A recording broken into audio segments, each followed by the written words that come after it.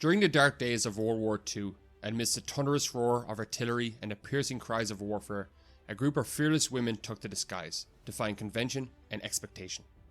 They were the Night Witches, an all-female regiment of the Soviet bomber pilots who struck terror into the hearts of their enemies and left an indelible mark on history. The story of the Night Witches begins in 1941, following the German invasion of the Soviet Union.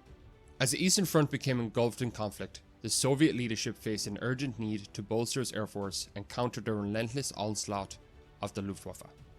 Despite the fact women were officially barred from combat roles, Marina Raskova, a renowned aviator and navigator, known as the Soviet Amelia Earhart, proposed the formation of all-female aviation units to support the war effort.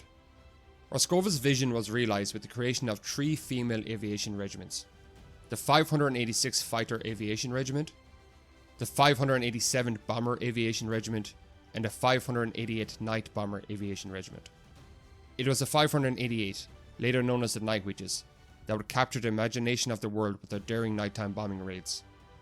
The women of the Night Witches came from diverse backgrounds, ranging from factory workers to students, but they shared a common determination to defend our homeland against the Nazi invaders. All of the women were volunteers and were in their late teens to early 20s. Despite facing skepticism and prejudice from their male counterparts, the Night Witches underwent rigorous training in navigation, aviation, mechanics, and combat tactics. The chosen recruits relocated to Engels, a small town north of Stalingrad, where they commenced their training at the Engels School of Aviation.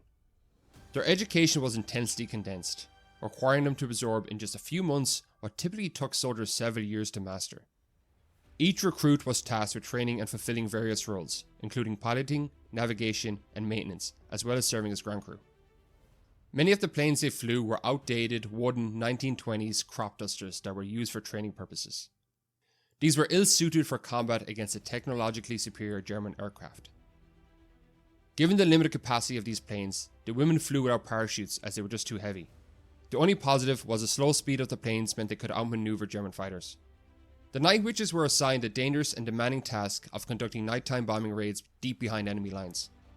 Flying under cover of darkness, they targeted German military installations, supply depots, and troop concentrations with precision and stealth. One tactic utilized by the night bombers was to silence their engines near their target. Gliding to the bomb release point with only the sound of the wind remaining, this concealed their approach. German soldiers, hearing this eerie noise, likened it to the sound of broomsticks, thus dubbing the pilots Night Witches. During the war, the regiment conducted more than 23,000 sorties, releasing over 3,000 tons of bombs and 26,000 incendiary shells. This made it the most decorated female unit in the Soviet Air Force. Many pilots completed over 800 missions by the war's end, and 24 were honored with the Hero of the Soviet Union title. Tragically, 32 members of the regiment lost their lives during the conflict. Raskova herself was killed in action in 1943, and she received the first state funeral of the war. The Night Witches' contributions to the war effort were immense, yet their achievements were often overlooked or marginalized by the male-dominated narratives of military history. It was not until decades later that the story began to receive the recognition it deserved. In recent years, the legacy of the Night Witches has been celebrated in books, films, and documentaries, shining a spotlight on their extraordinary courage and resilience. Their example serves as a reminder of the vital role that women played in the struggle against fascism and tyranny during World War II. I hope you enjoyed this episode of The Odd Historian. This is a brand new channel, so please comment on what you like and what you didn't like. And if you want to help this channel grow, please hit the subscribe button. See you next week.